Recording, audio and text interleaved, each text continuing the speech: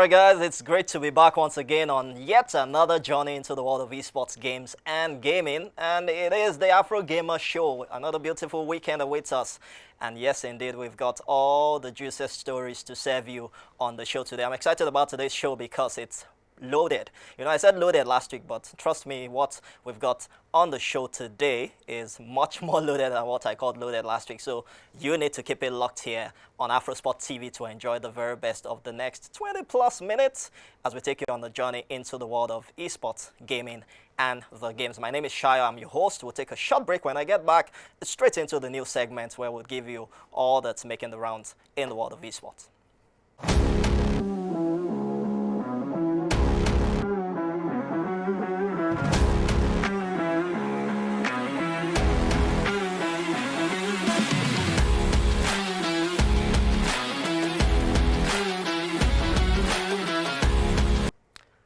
Alright, welcome back. It's still the Afrogamer show, and yes, it is time for the news, and let's get straight into it. Let's start with the Arab Esports League, and that's not because we want to take a foreign story first, but just because one team from Africa did us proud out there, the Arab Esports League that just got concluded in Riyadh, Saudi Arabia. Morocco yet again, and there's something cooking in that country, if I must say, that we all need to be wary of as Africans. Morocco did Africa proud.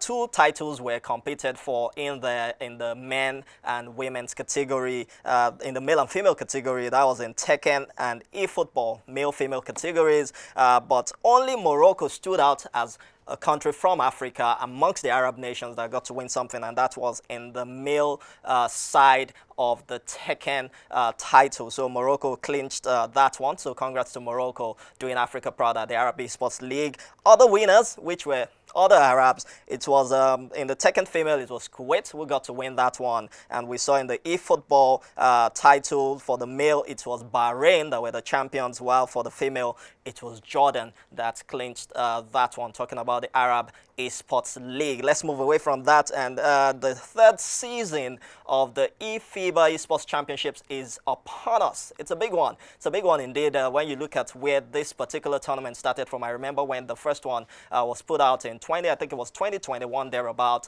and now we're just going into the third season, and the countries that are getting representation from Africa continue to increase on the bill. This time around, we have 17 African countries participating in this one. The 17 of them will slug it out to see who would be the African champion that will qualify for the grand finals later in the year. So 61 nations in all, but 17 from Africa will be participating, and we see our own Nigerian flag there. We're only waiting to see the team that will represent us, their preparation, and see what chance we have to actually be champions of Africa, talking about the eFIBA championship, esports championships. Don't forget the season 2 was won by, guess who? Morocco, just like you guessed. And yes, Morocco won the second season of the eFIBA Esports Championships, which means they're first on our radar for the team we want to knock off the patch. Then we can now consider the other ones like Egypt, Algeria, Kenya are also in the mix, and it promises to be an exciting one. We'll serve you all the gist on how it progresses, our preparation as Team Nigeria, and how well we do if we have a chance to be in the grand finals eventually. And that's it on the news segment, because like I told you, I've got some guests in the house. It's a loaded package. Let's take our retro for today. I'm talking retro. This one is called Contra. And guess what? Before it was sent to me as part of the content for today, I never had a clue about this. And that's the beauty of the retro segment. It reminds you of some things that's been and some things that were there even before we all understood what esports is. Let's catch Contra on the retro segment. When we get back, I've got some fantastic guys in the building. They just got back from Morocco, where they represented Nigeria, so they are national athletes. I'll get to chat with them on the other side of this retro.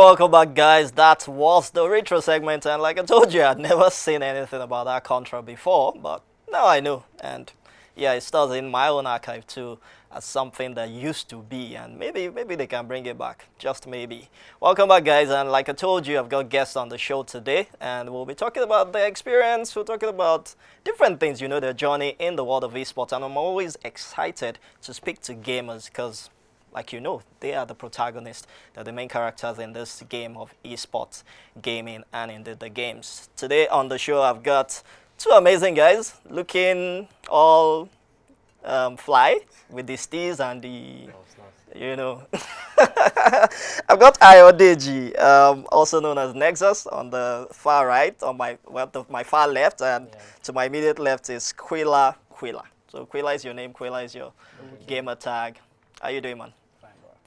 Something great. So first of all, let me cast you guys in case people in your area don't know. You just got back from Morocco. What did you bring for the boys? What did they keep for us when we're going? That's a good comeback. But it's great to have you guys on the Afrogamer show. Let's first talk about your journey in esports. Individually, when did your journey start as a Pubg? So by the way, you guys play Pubg Mobile. Yeah. When did your journey in Pubg Mobile start? You tell me yours, and Nexus can tell me his too. I started late 2021, but like I was a kid then. This guy, I don't know if you know him, Jesse, public figure. Jesse found me. I don't even know how Jesse found me. I started playing PUBG because of my brother, but my brother quits now. Jesse found me. I was in Unsolid Army for like a year, like under Jesse. Like I wasn't that popular in the community. Yeah, I was just playing for fun, play some scrims, no tournaments. I wasn't good enough to play tournaments then. Then changed some clans, went to Upper 6, Temi, went to 21st Century. That's when my career became serious, under Arab. Arab baby. Then I was still a sub player then. Wasn't still good enough. Then this year, I went to RSG first. I went under RSG, had a bad tournament, we fell off, and then he found me. Great, so basically rookie. So I found the golden boy. All right, Nexus, I'm sure your own journey is longer than his. So tell us about your own journey in I started PUBG esports. about like 5 years ago, but just me a classic Before player. COVID? Yeah, before COVID. Oh, okay. Yeah, like a year before COVID. So at some point, I started like I was just playing classics only, like just playing for fun. I didn't even know there were so many Nigerians playing this game.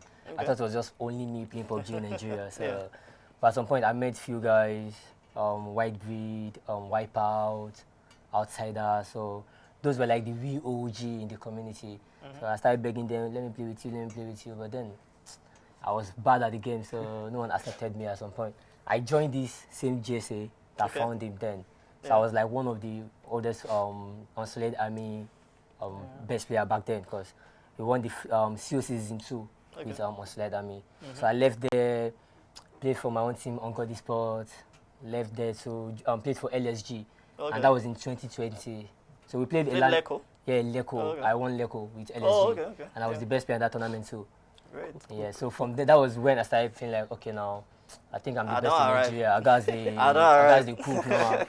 So let's talk about your experience in Morocco now, representing Nigeria. How did you feel on that stage? Because I know all the athletes were on the stage during the opening ceremony. How did you feel? From where your journey started from 2021, 2019, thereabout, to now, what was that feeling like? It's a great feeling. Aside from the fact that it was kind of like a huge burden, like carrying the country now. All of us, you're carrying all of us on your head. The money did here, one. Also, we still can't think of the higher side or like that place where we say with the goal, say we never reach. But then, it was a good experience. Yeah, like representing the country feels very, very good. Like, good is understatement, but great is even like we understatement. So like it was a great feeling. I can't even express it. So apart from the personal feeling now, and I'd like Kwila to answer that. Okay. From playing here online, I'm sure you played some physical ones like what we'll talk about later, NPL. What's the difference between what you saw in Morocco and what we've been doing here in terms of tournaments? The caliber of teams playing, the opponents. Here, I can have fun. I can play around there here. Your seriousness was I can play around here and I'll still cook. There, you have to be you have to be tuned in. You have to you have to analyze. You have to do a lot. Here, you have to do that, but then we're growing. We're not as good as the international stage yet.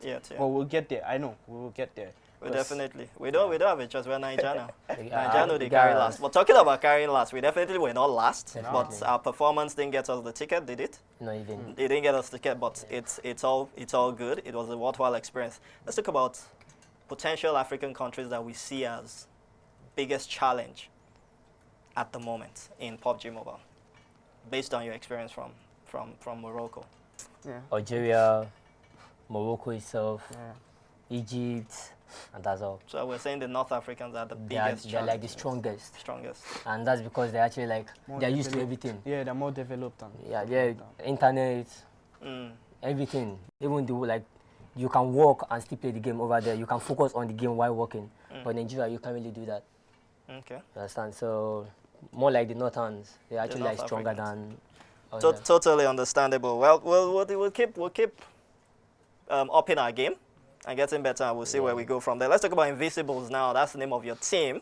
And you guys are getting ready for this weekend, the big one, Definitely. NPL Season 7, with everything that comes with it. Let's talk about the journey with the Invincibles. When you joined, how has it been from then till now, and what's the future holding for you guys? Okay, I joined Invincibles about 7 months ago, and that was like February this year. Yeah. On that, I'm actually on a contract with them. Okay. And it's been great. We've been performing because I qualified for the IESF tournament in Morocco Through with the Invincible, finished second in the MPL Amateur Split, I guess, and other tournaments too. We've been doing well. I had to like bring in my old players, like even like try to like change the way I play around them, but so far so good. It's good. And about the future, I don't really have much to say about that. Let's see what happens tomorrow. Because you might just be on another team. That's exactly what that means. But I'll come back to you. I know off air, before we got on, you said something about, and I'm not going to cast your age, which I doubted, but I'm beginning to reason it now that it might just be true. It might just be true, but I'm not going to say what the age is. But let's talk about that generation and the potential that lies in that generation that can be tapped into by Nigeria as a nation, and definitely for us to achieve greater things with the challenge the North Africans pose. What do you think is the best way to connect your generation to the potentials and the opportunities? Right now, there are a lot like me playing my age bracket. Yeah. What I think is teams to give them opportunity, because it's the same thing I faced when I was coming up. He's a kid. He's like, nobody took me serious. Yeah. Before I met him, like they weren't taking me serious. Before this, last year, this time, I wasn't even a starter, and now I'm representing Nigeria. Like in my team that I was a sub player. Yeah. Like they didn't take me serious. He's a kid. He can't like. So what I'm saying to Nigerian teams, take the kid serious. Look at that, your camera, and tell them. Take the kid serious for cooking. It's very important. It's been a pleasure having you guys on the show, and I wish you the very best Thank you very much. this weekend in the finals of the NPL Season 7. That's it on this segment. This is the Spotlight segment, and it was great talking to Ayodeji, also known as Nexus, and Kwila, also known as Kwila, the two amazing guys on the show today. We'll take a short break. When I get back, the big guns will be let out, and I'm talking some big shots from the guys who are in charge of the NPL itself. We'll be right back.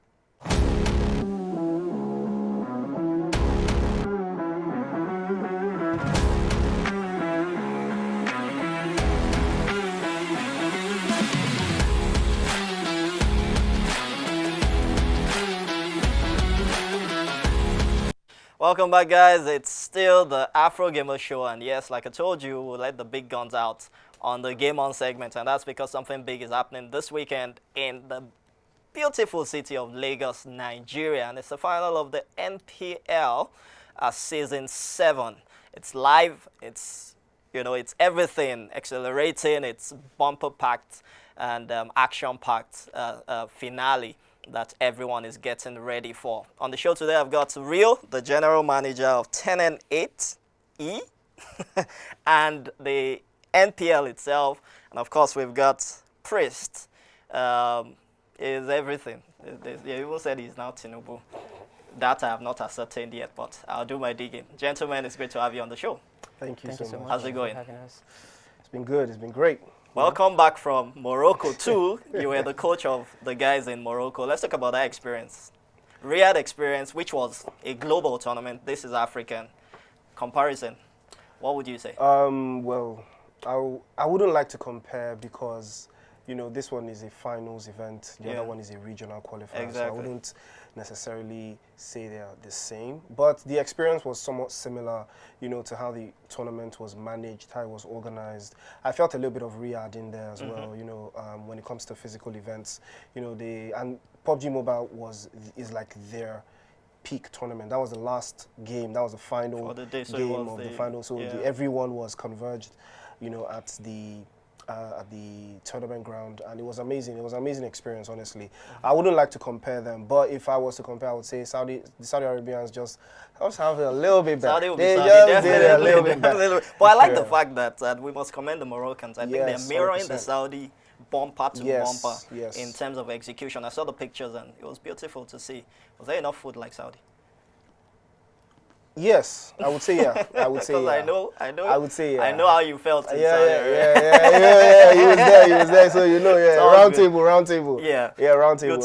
Okay, let's leave that and talk NPL and the man himself. It's good to meet him. I'm meeting him for the first time. Though I've heard so many things about Rio and the good work he's doing with the Pubg Mobile community, especially. Rio, it's good to meet you. Good to have you on the show. Let's talk about NPL season 7. It's great to see 7 seasons, and it's great to see that you guys keep topping the performance year in, year out. Tell us about the journey and where we're taking this with these grand finals. Okay, thank you so much. First of all, NPL started in 2018, and since then, players have been competing for bragging rights. It's all started just for fun, you know, teams just competing against themselves and playing for fun. And there was no prize pool attached. I love to emphasize on the fact that there was no prize pool attached to NPL so that's when we started. Yes, organic interaction, players, organic interest from the players. They all love themselves. We're like one big family. Everybody knows everybody, you know. So if anything happens, we resolve it within ourselves. It was jungle justice everywhere. So but then again, we started growing the brand. We started pushing, and we started making friends with some other African regions. You know, we started coordinating with the South Africans, with the Ghanaians. With the Zambians, Zimbabweans, and all of those other guys too as well. But eventually, we are here right now, the 7th season. Every single season, like you said, I've always been an upgrade from the last one. So this particular season 7, is a huge upgrade from the season 6, because for the season 6, just to put that into context, we had like 100-man LAN season 6 somewhere in VI, but right now we're having 1,000-man LAN season 6 with so many sponsors and partners. To season 7 with so many sponsors and partners. So that's how far we've come with the NPL. But then again, it's also been a very, very long journey for the players. They've been winning every single step of the way, every single month since March this year. They've been winning something or the other from 10 and 18 for the mini tournaments too as well. So there are 2 different seasons before you get to the grand finals. We have the rain split and we have the Hamatan split. So the Hamatan split obviously comes before the rain split, and the rain split, you know, is a particular stage before the grand finals. But then again, it's also to get the players tuned to the Nigerian weather, the African weather, because what we see is the Winter Olympics, the Summer Olympics, and all of that. So we have to promote our Hamatan and also our rain too here in the country. So yeah, we are here, and that's the journey so far. I'm just so glad to be a part of this journey. So glad to call those people my friends, my family, because some of my very, very good friends I've met them through this same journey as well. So yeah, we're more like a family. So I don't really see it as a community. I see it as a group of people, friends and families. Yeah. I know that is you. Yeah. Because the people that just left Kwila. Yeah, they are the players. Very competitive. Let's talk about the prize pool now. And it's good to see, like you said, I love the fact that it was bragging right first. And like I said, that's organic. Anybody who's playing, you know, doesn't care about the money. It's about the love and the interest that you've built within the community. Let's talk about now it's capital-based economic reasoning. Let's talk about the prize pool and who gets what in terms of the positioning for the teams. Okay, so we have a total of 2 million naira prize pool for the NPL season 7, and it's been split into different stages of the game. Okay. For the grand finals, we have 1.6 million. For the Amatan split, we had 200,000 naira. For the rain split, we had 200,000 naira. So that's all something sum to up to like before the because it's a very, very long tournament. It's actually the longest tournament in Africa. You know, currently ever. Like there's no tournament, there's no particular game that can engage people for 6 months, and their interest will still be there. But for the MPL, these players started so passionately. The energy just keeps growing until the grand finals, and they do this every single year, rinse and repeat. So we're just trying to build that culture, because we feel like if it becomes a culture, if it becomes a lifestyle, then players will begin to see a career path in this, not just waiting for, you know, 1 or 2 tournaments. We want to turn it into like a very long league where, you know, there are transfer windows for players to switch teams and all of that, to make it into a full ecosystem. And I like the fact that you mentioned that, and we were privileged to meet with, I think you were in, I saw one of the pictures, maybe you were there too. We met with Lucas Zeng from Tencent. Yes. And I met him with Priest too. Priest, let's talk about that. And I know we said some things, but that's behind the scene. Now we are here live, and maybe his colleagues and other people within Africa, beyond Africa, would say it. What exactly is that thing missing in the Pubg Mobile community in Nigeria and in Africa that needs to be corrected by these guys to understand that, hey, you're missing a gold mine in Nigeria? Well, like Rio said, you know, we are at the stage now where we're building the ecosystem, and we want it to sustain itself, you know. And for the first time, the NPL, this is going to be the first Pubg Mobile event that's going to mirror what I saw in Morocco and what I've seen in Riyadh.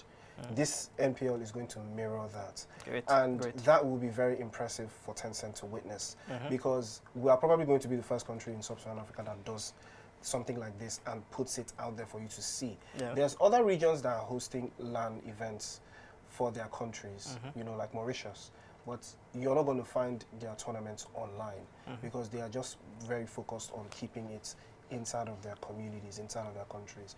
But you know, Nigerians, we're not like that. We like to the show. Now we know. We like to show. Now we know. If you can host this in O2 Arena, trust. Let's do it. Let's do it. We'll be there. You know, that type of thing. So that's the energy that Nigerians have by default. So that's exactly what we're going for. You know, big scale, big showing. You know, invite your friends, invite your family. NPL is this Saturday, and it also stems into that, because it takes me back to the first time Rio and I came together to pull something together. That was Leko, you know, and Leko was, tell your friends and family, let them come and see you play. You know, I think someone's mother or father was with them there, and she was overjoyed seeing that her son won something. That is the same culture we want to now make it larger. Now bring your friends and families, more of them. Let them see that there's more of you. You know, the prize pool stems down from 800,000, 400,000, 200,000. Touches everyone. Level, so it goes down, you know. So you know that, oh, okay, next time I'm going to come for the bigger one. I'm going to win the next time it comes around. You know, my parents now, they see me, they see that it's on TV. Beyond they see that leisure. I'm popping, you know, because I can speak from experience. My parents, they didn't really look at what I was doing until I showed up on Super Sports. That was when my mom said, now show them Afro Sports TV. Exactly, you know, the exactly, you know, exactly, the exact same thing, the exact same thing. So that was what changed the game. When my parents saw me on Super Sport, because they watch Super Sports every other day. So when they saw that, oh, my son's on Super Sport, my mom didn't rest now. She was outside. Has your son been on Super Sports? Has your own son been on Super Sports? There we go. There we go. That kind of thing. So I feel that these players need that same exposure to take home to their parents, and I think NPL will give them make that happen. So yeah, that's what I'm looking forward to this Saturday. So that's why we need to, you know, I think that's what Tencent and the rest of the world needs to see. That there's an ecosystem in Nigeria that they can invest in. There's players, there's teams. You know, we're talking about teams creating their own jerseys, creating their own branding, merch, and you know, all of that. So they will not do this if they didn't believe. You know, there's a lot of resources that go into creating something like that. You know. And now we're starting to see that, organizations are taking notice. They're taking, you know, plight to the fact that Pubg Mobile is very big. It's the biggest competitive game, you know, in this region. And the Moroccans, it's the same thing for them. Pubg Mobile was their grand spectacle. They went all out. You know, that was their #1 game, and it was very, very intense for them because they qualified by the skin of their teeth. You know, the other regions that were there didn't want them to make it. I'm going to be real. You know, because they're tired of the North African domination. Exactly. You know, that type of thing. Exactly. So yeah, So that's what I'm saying, you know. Hopefully Tencent and the rest of the world as well is going to see, you know, look out for the NPL this Saturday. Okay, so it's first come, first serve basis. Don't forget, registration validates your attendance. Gentlemen, it's great. It was great having you on the show today, and definitely we'll get to chat more and chat a course for our esports ecosystem on the Nigerian scene and indeed in Africa. Thanks for joining us, guys. Thank you so much for having All right, us. guys, let's take another short break. When I get back, it will be time for the closing sequences, and we have something interesting to wrap up the show with. You don't want to miss that.